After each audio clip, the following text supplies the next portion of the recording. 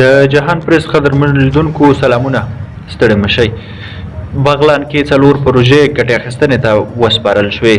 د بغلان د سیندیزې حوزې ریاست په روان لمریز کال کې د 11 میلیونه 1.9 افغانۍ په لګښت څلور بنسټیزې پروژې پلي کړي او ګټې اخیستنې ته سپارل شوي دي.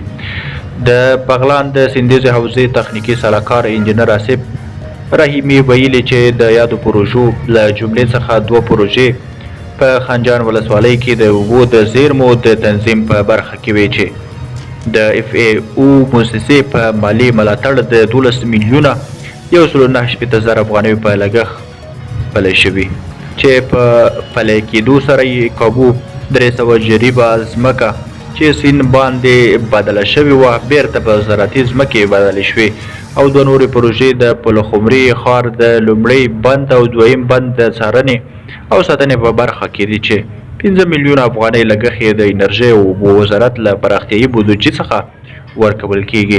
درنو لیدونکو له ملتیا مو مننه.